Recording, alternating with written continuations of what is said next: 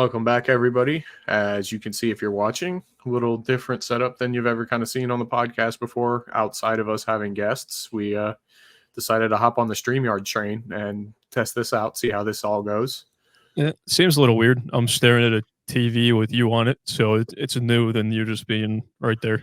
Yeah, I mean, it feels a little weird being in the house, not being able to be there. But as you can see from underneath my name, Sick at Home, and you are alone in the studio because Well, I'm alone in Bryson, the studio. yeah, Bryson Dave or Bryson Dave.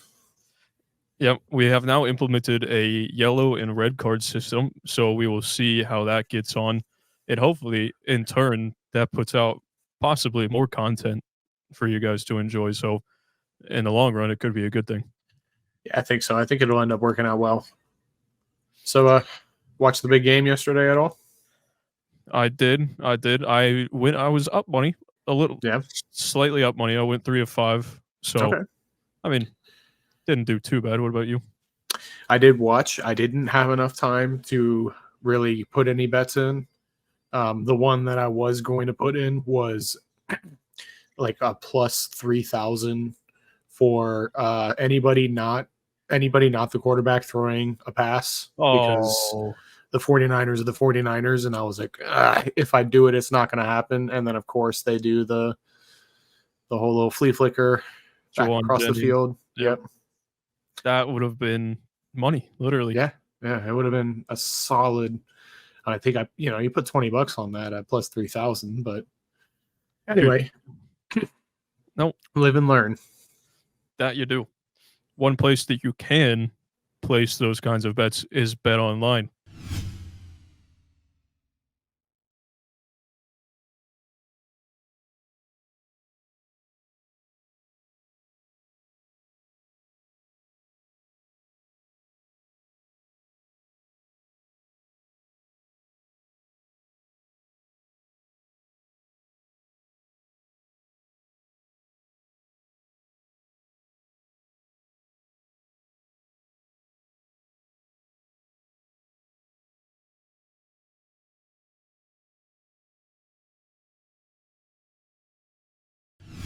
Once again, thank you to Bet Online for sponsoring today's episode.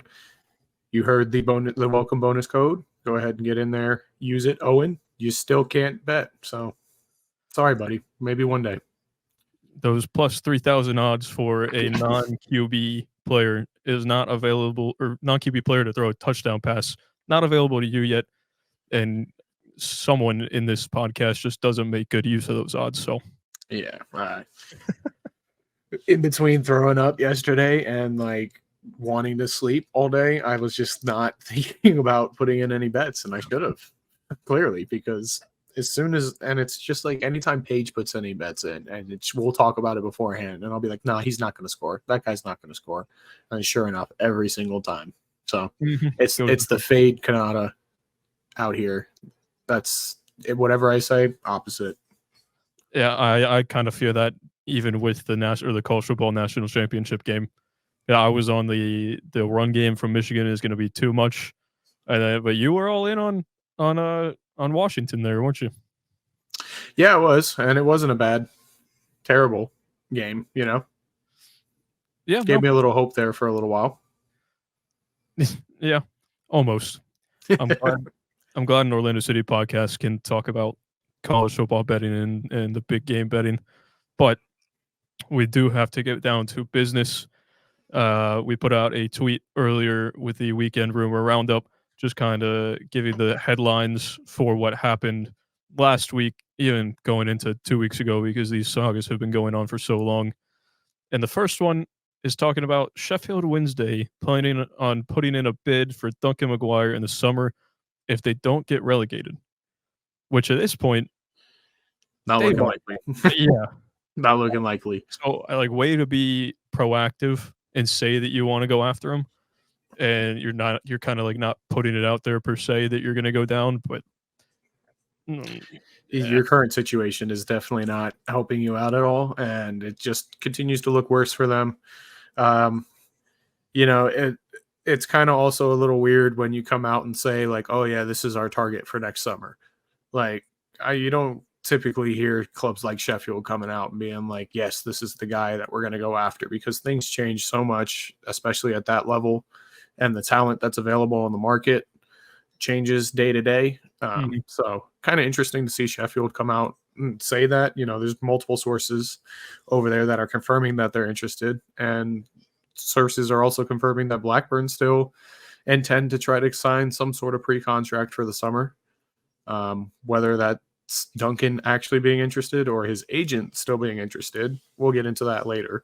Oh, But I either one of those clubs, I don't think I'd want him to end up at this point.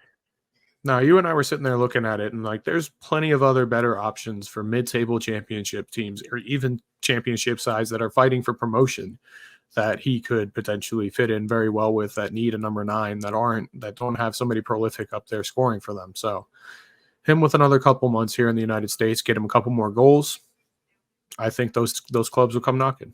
I do know of a championship club that is currently in a playoff spot that just had a striker go down due to injury. Mm-hmm. It actually needs one in West Brom. Unfortunately, Daryl Dike hurting the opposite Achilles that he injured like a year ago now, I would say. Yep. Just Just came back off of that injury. yep, like probably third game back from injury at this point. Really unfortunate for him. He came on in the 55th minute as a sub. 65th minute comes around. There goes the other Achilles. I just really feel bad for Duncan, or not Duncan in this scenario. Well, I feel bad for Duncan too. Really feel bad for Daryl in this scenario. Uh, a guy that just doesn't deserve it at all. What seems like a really nice, humble guy. Getting to watch him play here and abroad couldn't have happened to a nicer guy. Yeah, it's really unfortunate, and people are talking about his like the amount of matches that he played from when he was drafted here on loan to Barnsley, comes back, and then proceeds to go straight to West Brom, with international camps all in between that. So it was a lot of games in that time frame. Not but you can't really say anything about that. I think it comes down to more the fact of the freak of nature Daryl is. People like him aren't meant to move like he does. And your body is going to let you down in certain points if you're not meticulously training and working on all these weak points. Nothing against him, nothing against the training staff, but you just never know. Especially every single person's body is made differently, and Mhm. especially because of the size and the mass of this guy, like you don't expect people his size to be a nimble striker like he is, and sometimes your body's going to let you down. Yeah, it's really unfortunate because he didn't really deal with injuries that much here in Orlando, I would want to say. And then he gets his second move back over to England for what West Brom, a decent side. They kind of yo-yo in between the Prem and the Championship. So I think there was a chance that we could have seen Daryl in the Prem one day, but now you got your second Achilles injury in less than 2 years, and it's just not looking great. Maybe West Brom looks to move on from him, and then is another club at that level gonna give you another chance? Is he primed for a move back to MLS? Who knows? You just gotta feel for him. Yeah, it's definitely a space to watch coming up and seeing what's going on. It's definitely don't want to see him move back stateside. He's got a lot of potential, but it's definitely something that could happen. And I'm trying to pull up his injury. Let's see, I got it right here. So 2022, yeah, 2022-2023 season, Achilles tendon surgery kept him out for 264 days. He Mm. missed 41 matches. 22-23, he missed 98 days due to thigh problems for West Brom. He had a hamstring injury 21-22. Also, West Brom missed 14 matches. And then the one injury that he had here in Orlando, he missed 5 games, 25 days, shoulder injury. So he had the one shoulder. I can't even remember exactly what that was. Maybe he landed on it wrong or something. Yeah, Um, yeah. but he's been going through it now with almost 400 days, maybe right on 400 days missed due to injury just since he went over to West Brom. It's tough. I mean, the guy can't catch a break, and you can't help but feel for him. I mean, that's a U.S. men's national team product, potentially future, and it hurts to see stuff like that happening to him. I mean, Orlando City affiliation aside, it's just it sucks to see any footballer go through something like that. Yep, it really does. So I'm calling it now. Duncan McGuire to West Brom. Daryl DK back to Orlando. City. It's a win-win. Who says no? But they both have to stay healthy. No more injuries. Absolutely. All right, moving on to the second topic in the weekend rumor roundup tweet. No move from Adana Demirspor for Rodrigo Schlegel. Turkish window closed on Friday. So as of right now, especially on the Turkish side, as their transfer window's closed, Rodrigo is staying here. Yeah, I mean, truly, Adana was the only true concrete interest in Rodrigo Schlegel. We heard Botafogo interested, and then later on was confirmed that they're not in talks currently with Orlando City. Now, that doesn't mean that they don't enter talks with Orlando City for Rodrigo. Currently, there's nothing on the table. There's been no contact made from the club to Orlando. And truthfully, there was no contact from Adana either to Orlando for Rodrigo. It was just interest and maybe an inquiry on his availability, which was probably turned down because, as we heard, the front office views Rodrigo as key and very integral in the depth in this team. Wasn't one of the words used starting? I think that was a translation. Gotcha. I Twitter translate, Google Translate thing, because later I saw another tweet that used the same phrase, but it was key and important or something like that. I can't remember.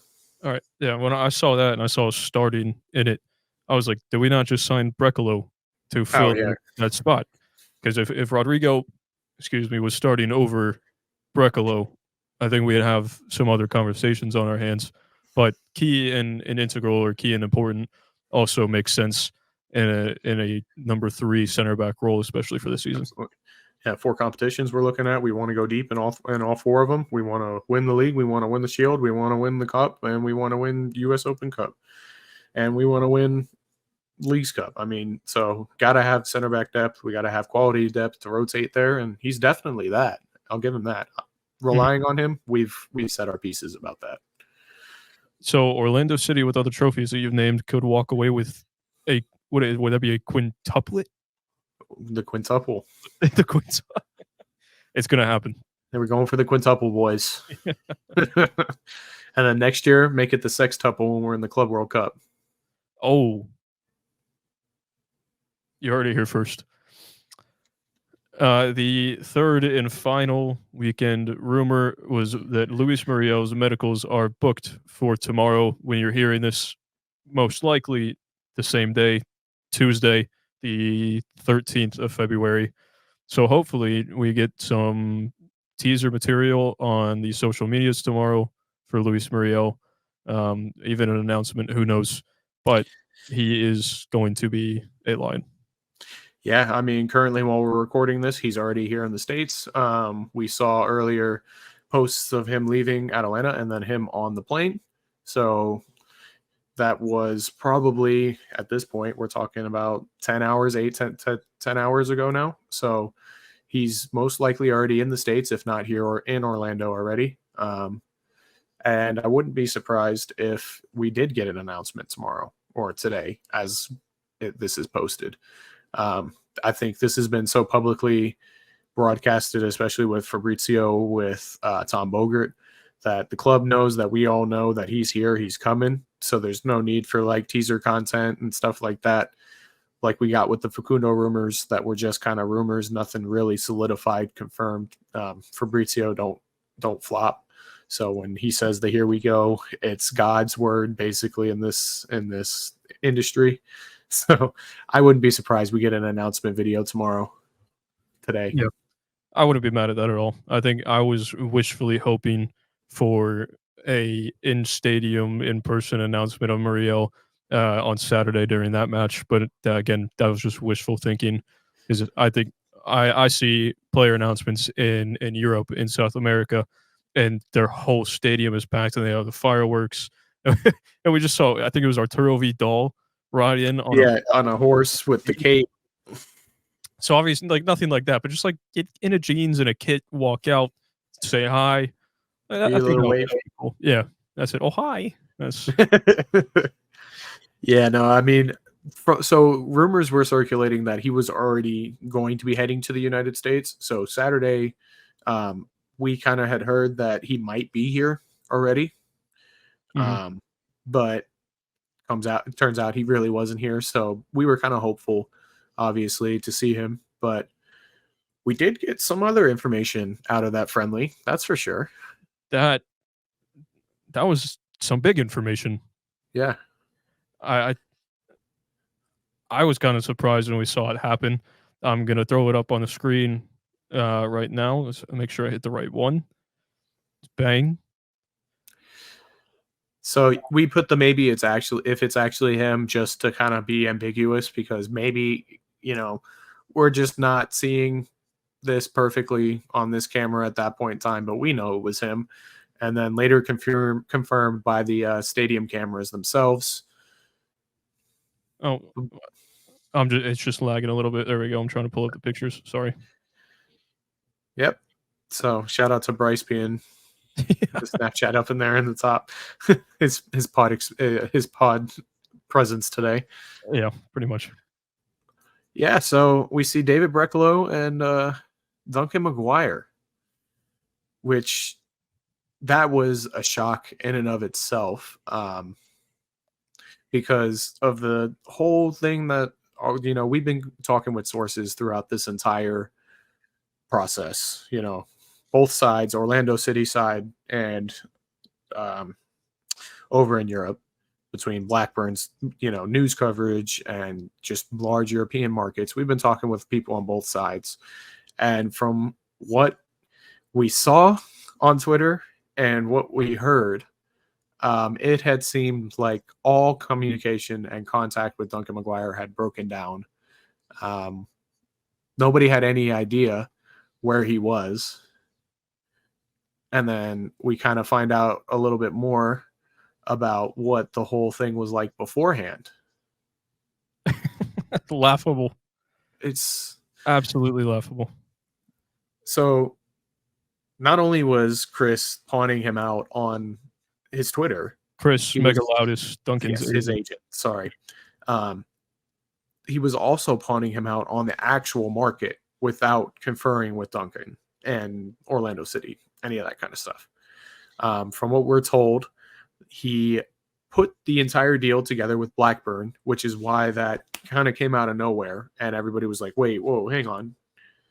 Like, there's rumblings, but without Duncan even knowing. And then pawning him out there, putting him out there, and then being like, hey, man, I got interest from Europe for you. These European teams are interested. And it's like, it's only because he was offered up. These guys weren't coming and looking. And then from there, Chris proceeds to tell him, hey, we got it done. Here's all the paperwork. Pack a bag. Drops all the paperwork off at Orlando. Like, hey, here's the deal. Here's all the paperwork. This is what we agreed to. Catching a flight. Yep, and Moosey's confused as all hell. You want to keep going, or can I? Go ahead. No, yes, your job as an agent is to find your client the best deal. Correct? Absolutely. Yeah. Did he find him the best deal? Absolutely not. And we see that because of everything that happened with Blackburn. This guy is obviously, or was just obviously looking for a nice little paycheck. And then he was going to move on to his next big paycheck and whatnot. We've seen it happen. Not the same exact scenario, but the same thing where he thinks he's getting a lot of money and then the deal falls through. It's happened with him before. And you're just not doing a good job at that point as a player's representative. Going behind the club's back, going behind the player's back. It puts a bad taste in the mouth of everyone that then hears your name, and then the club that you're supposed to be working with, because your player is still under contract here, also has a bad taste in their mouth with you. Just not a good look for him overall at all at any point. Yeah, no, I mean, so you had a chance to save yourself the first time that deal falls through. That deal falls through. You're in Sheffield with Duncan after everything's going down. You're expecting to sign a contract. It fell apart. Now's your chance. All right, we tried it. This, it was gonna be. We tried it. We took a chance. It fell through. Let's just go back. But instead of doing that, you go radio silent. The club trying to reach, being like, hey, like, what's the deal? Are they going to take you? Are you coming back home? Like, it fell apart. Obviously, they don't have the money to pay us, so you're not going to them. But it just goes radio silent. And then the loan deal comes up. The agent contacts the club again. Here, this is the thing. This is what we want. Boom. Orlando City tacks on their little dollar at the end of the day there. And again, falls apart. Mm-hmm. Now, in between that time, rumors are saying that Mr. Megalautis went to go make a purchase with the money that he received on his little signing bonus. Go to cash a check. Got himself in a little trouble because the check he went to cash had no money on it because the financial problems that Blackburn are in, and they didn't have the money, and the deal wasn't ratified. So, yeah, he had a meltdown on Twitter after that. You're speaking to Luis and Muzi, apparently, on this episode. Guy goes around, calls probably 3 or 4 different podcasts, Orlando City content creators, Luis Muzi burners, proceeds to pawn him off on Twitter and then retweet him in a Philadelphia kit. Yep. Yeah. So at that point, we had heard that the club knew nothing about where Duncan was. It was on Blackburn to return Duncan to Orlando because it was their fault the deal fell through. And the club's not going to reach out to the player directly because they've been speaking to the agent this whole time. It's the way these things go. When money's involved and contracts are involved, you got to go through the agent. It's just part of the deal. Agent's not returning calls. So we're just kind of all in the dark. And then we're just kind of scanning the stadium, as we do, looking for Luis Muriel. Like we said earlier, we kind of thought he might be there in the boxes. We located Mr. Luis Muzi himself, and we located David Brecolo. Now, Muzi isn't in this picture. We found him somewhere else. But Brecolo, in the box that's pictured, he is the white shirt bottom left, if you can see, if you're watching. And then I believe that's got to be Brecolo's agent right next to him. Then guy in white shirt next to what is to be believed as Brecolo's agent, Duncan McGuire. Maybe that whole time, Duncan was like, hey, I know a guy that needs a new agent, and he's actually sitting right here. Who knows? Just random speculation, but I think he would do a better job than Chris. Absolutely. Chris Megadouche, as dubbed by Chris, I believe it was on Twitter. He also had, you can see it on screen, he also had this brilliant response. He said, Brecolo, this is Brecolo 2, Duncan. Oh, so you played in Europe also?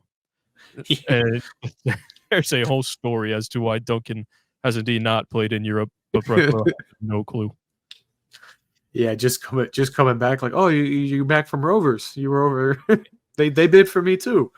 You were on loan there, right? $700K? No. Shit. Yeah. So that was fun, a whole fun thing. So at least he's back here, and the club can work towards a common solution, and that's hopefully keeping him here. I think that's what's best for him. There's plenty of competition for him to get rotated. There will be plenty of minutes for him to play. What I don't want to see to happen is him sign a pre-contract and get put up on a shelf and not played. I think that's not good for him. I think that's not going to be good for his long-term development. Let him continue to play here in the league, in the Open Cup, CONCACAF Champions League, where, we have a lot of competitions. We need goal scorers. He's proven to be a goal scorer. So, I mean, no hard feelings on my end, at least for the whole Twitter meltdown. I'm just completely attributing that to a drunk idiot that went and tried to spend money that he didn't have and then had a full-on meltdown. I'm not attributing any of that to Duncan at this moment. Yeah, if it's a drunk Twitter meltdown, I don't know if that's worse or better than a sober Twitter meltdown because It's neither good nor bad, or it's, better or worse, you know. there were other supposed messages between Chris Megaloudis and someone else. I don't know if they ever put their name out or came forward, but it was Megaloudis just calling himself kooky Yeah, and just kind of going kind of crazy. It would seem not a great look for him. But I think, in my humble opinion, it is time for Duncan to find a new agent in all of this. I would have to agree with that. It's not a good look for him. Guy clearly doesn't have his best interest in his mind. He only has his own best interest in mind. Uh-huh. So it's time to move on to somebody that he's got tons of potential. So obviously he needs to find somebody better to work with. Yeah, I'm sure there are at least minimum a handful of agents that would love to represent Duncan, actually represent him, and not just trying to be moving for a paycheck. So, Absolutely. Absolutely. well, it has been a whole never-ending saga with Duncan. Whether it was Blackburn's front office was the worst person in the world. Now we feel bad for Blackburn, and we have made friends with supporters of Blackburn, and now Chris Megaloudis is enemy number one across the whole Orlando City fan base.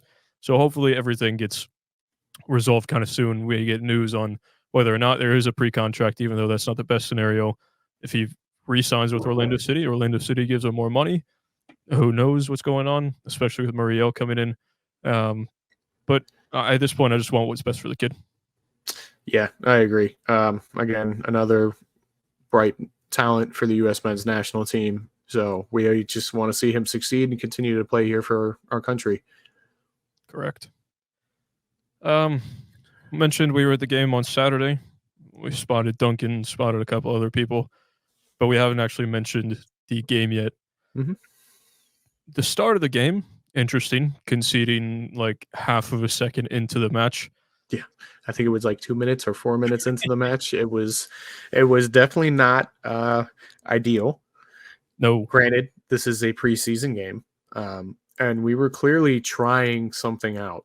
So I don't know if anybody saw the lineup out there, but in the lineup we had Facundo, Ojeda, Lodero, Angulo, and Enrique. Yep.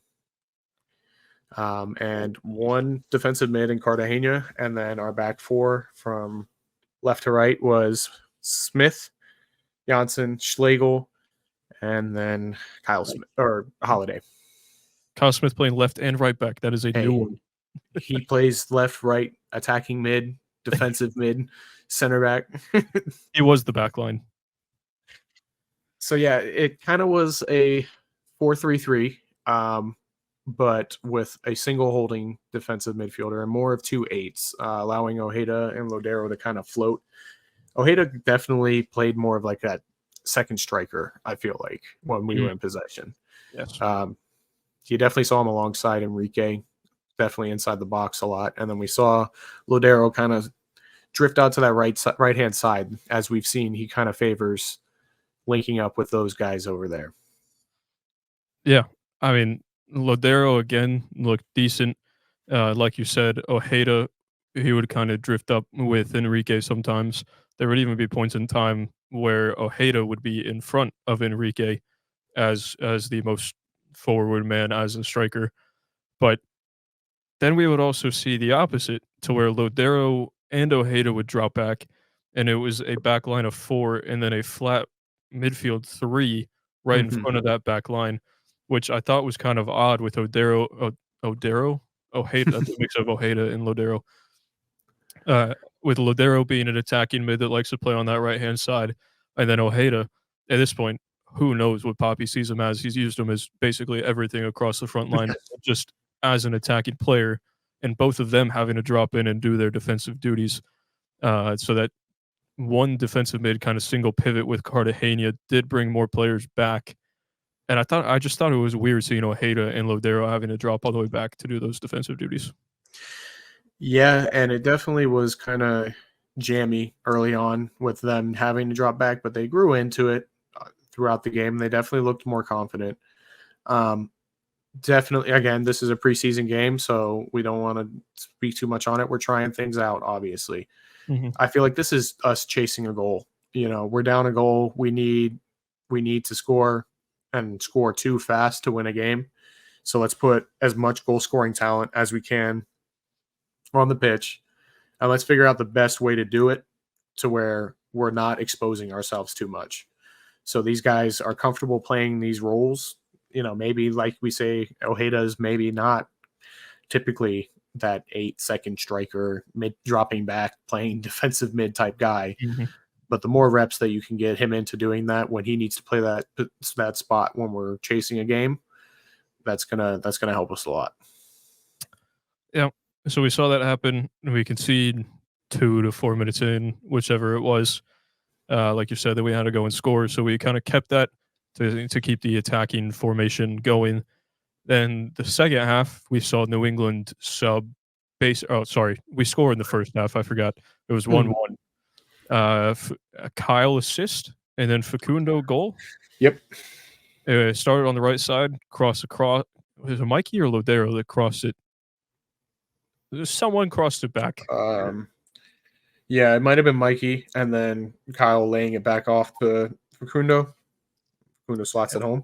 Yeah, I can't even lie. I saw the cross fall to Kyle, and I just got flashbacks of Kyle sitting at the top of the box. So I just threw my hand up, and I was like, "You got to be kidding me!" And then he stayed composed, and then found Facundo, and Facundo slotted it away. I was like, "Well, oh, I'm sorry. I'll shut up. There's a reason I'm sitting over here, and you're on the pitch." Yep. So fair play. Again, not even our first choice left or right back. If it was Mikey that put that ball across, linking up and creating the goal. So fair play to those guys. I'll just shut up from now on, I guess.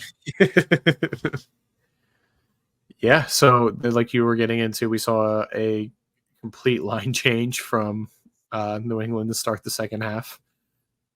Yeah. Even Earl Edwards ended up coming on probably 10 minutes into the second half. Yeah. Former Orlando City Lion, now backup keeper for New England. Mm-hmm. I was going to say it was kind of fun to see him, but couldn't give a shit less of him, being honest. I mean, it was very reminiscent of the old days, just not us having to deal with it. So I'll take that. The own goal, typical Earl. Shout out Earl. Wait, did that go off of Earl or did it go off the defender? No, it just went off the defender, but because he was in the lineup, it was bound to happen. So, yeah, I mean, we definitely saw us take more control in the second half as we should have. The game definitely opened up, and that attack was fun to watch. I will say that those 5 players being out on the pitch at the same time. You bring in a Muriel, you bring in Duncan McGuire. You're potentially getting more from that attack. Mm-hmm. So then if Muriel is in Orlando, that same preseason friendly scrimmage, whatever you would like to call it, who would you be dropping from that front 4, or technically front 5 at this point, to bring in Muriel? Enrique. Drop in Enrique. So then you have. Are you thinking Duncan on the pitch or no? Sorry. Oh, I'm sorry. You were saying Duncan on the pitch? No, I didn't clarify that. But in my head, I'm looking at a picture of Duncan. So in my head, he was on the pitch. But let's just say it was Angulo, Enrique, Facundo, Lodero, Ojeda. I just said Enrique. Replace Enrique for Duncan. There you go. Who are you taking off? For Muriel. It's got to be Duncan, unfortunately, because of the position that Muriel plays and the way that he plays. He's not typically a right winger, left winger by any means.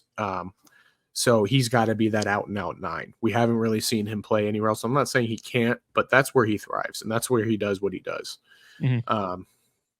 So it's got to be It's got to be Duncan, unfortunately. No two-striker look for you? Well, if you're going to play something different than that 4-3-3 that we saw, then yeah. I mean, honestly, I said it to you at the game. The way Madrid was playing with that 4-1-2-1-2. yeah, it made me think like we could get something to work like that, because even though Valverde and Camavinga are shown as interior, players, they get wide. They provide that width just because they line up in that formation. We could see Facundo and Angulo do something like that. So, just for reference, Madrid against Girona on the weekend, Girona, however you want to say it, lined up in a 4-1-2-1-2, what I would call a wide diamond in the midfield. So there would be one defensive mid, two players on either side of him, advanced a little bit, kind of playing as a left mid and a right mid. But if Madrid is out of possession, then they kind of tuck in and it becomes Right. a little bit more narrow defensively to plug those holes in the middle of the pitch. Then you got one attacking mid right up the middle with them and two strikers up top, which in our scenario would be Luis Muriel and Duncan Maguire. So there's something to be said about that formation, whether that's just what we do defensively, and we go narrow, and then we kind of switch it up and go into a different formation when we attack. That is an option. But I mean, obviously, it's very anti-Oscar Pereira. it I is. mean, it's not something that you would see him want to play. And immediately, as soon as we saw Caesar come into this game, and we played that double pivot, that's really when things started to open up for us. Mhm. So you can already see that that's our favorite formation at this current. It's our most comfortable. That's where the guys are getting. We're getting the best out of the guys.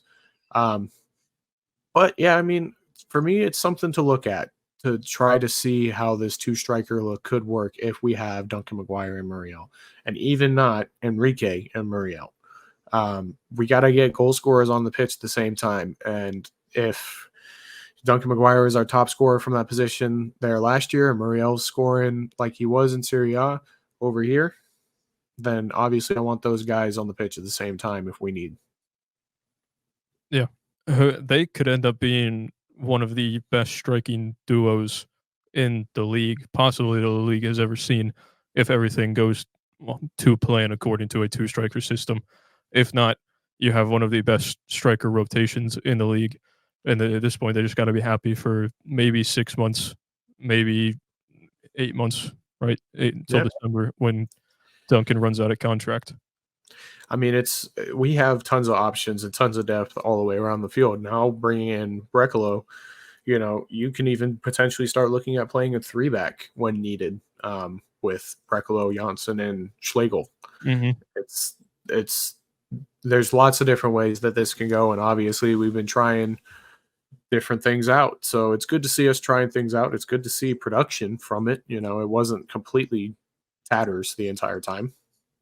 Yeah, even with that 3-back that you brought up, you could run a 3-4-1-2. Mm-hmm. You could still have that double pivot of Cartagena and Araujo in there, and then you got a right spot for Lodero, a left spot for Angulo, Facundo at the cam, and then you got both Muriel and Duncan up top.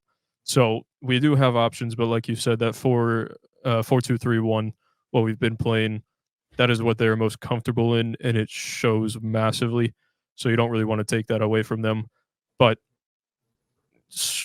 I don't know. I have a hard time trying to accommodate for a single player coming in and switching the whole system.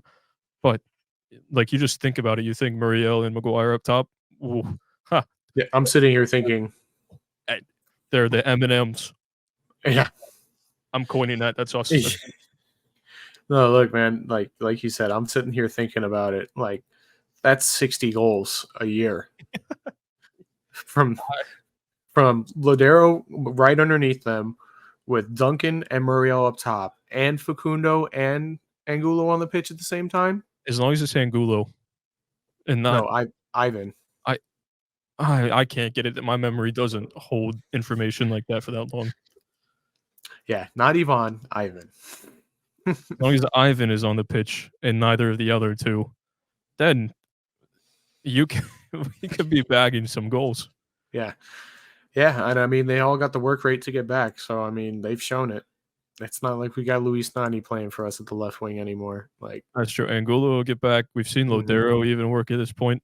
mhm. I mean, Ojeda at this point was having to track back, maybe not as well as the other two, but he showed that he would do it. So Yep. We got options, man. That's all I'm saying. You know, if a different look suits a different team, why not?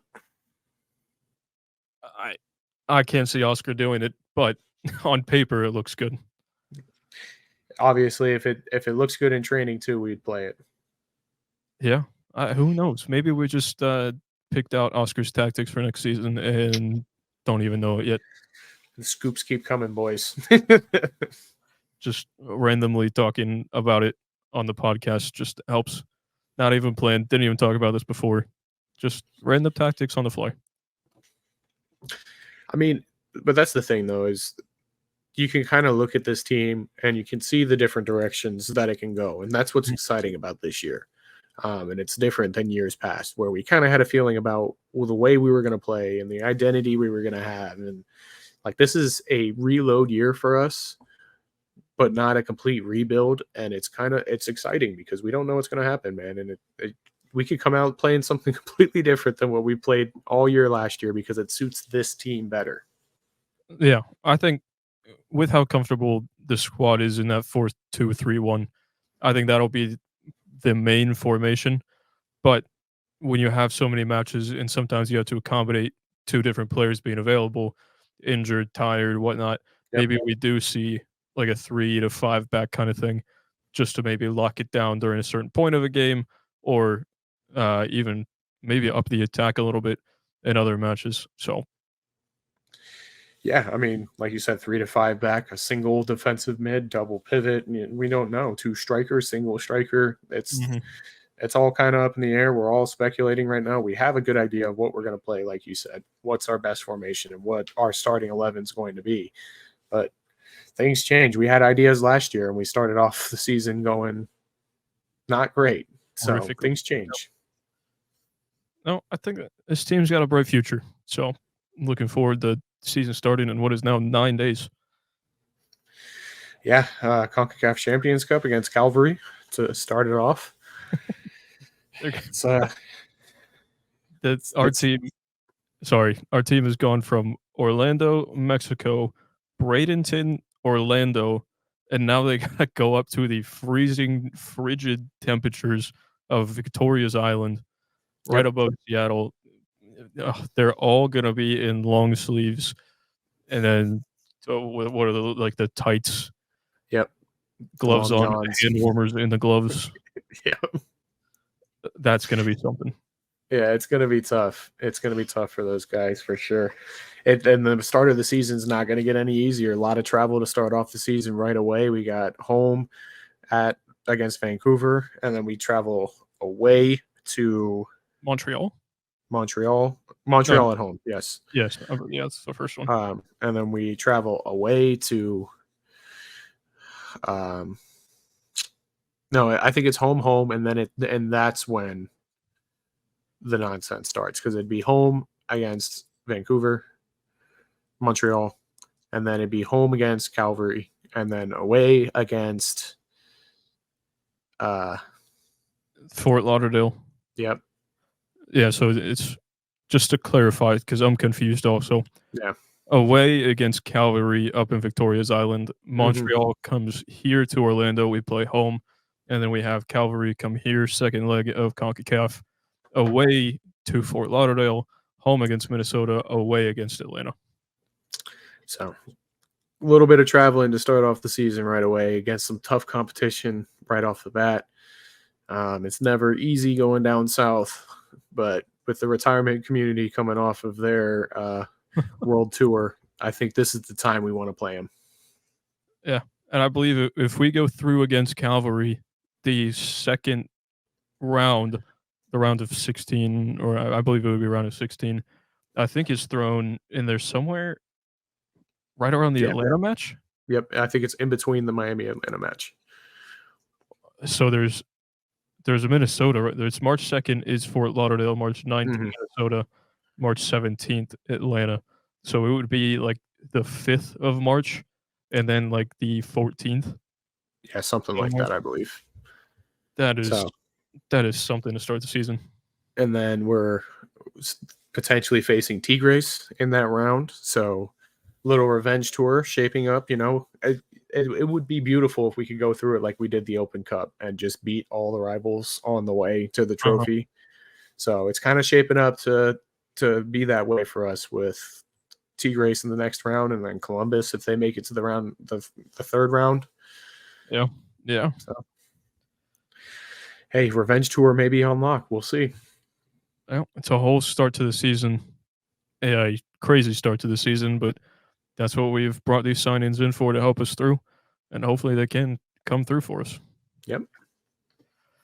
Well, I think that's going to hit the end of the podcast episode. We didn't have much to talk about. We got 46 minutes of content out there for you, so I think we definitely covered the stuff that we needed to. We appreciate everybody for watching. If you like what you saw here, make sure you hit that like button, turn on the notification bell because the season is starting. Fan Reacts will be rolling out, so be notified as soon as they come out. Turn on our notifications on Twitter too if you want to see anytime any rumors come out and stuff like that. We try to be some of the first to post everything, so if you want to stay in the loop on all that kind of stuff, make sure you turn on the notifications there. Thanks again to our sponsor of today's episode, Bet Online. Make sure you use that 50% welcome bonus. And all the other links are in the description. Appreciate you, Zach, for actually doing this today. it was good not getting a red card with you today. Hey, we're still at a clean slate, baby. Gonna try to keep it for as long as possible. All right. All right. We will talk to you on Thursday. Hop in our live. Don't forget about that.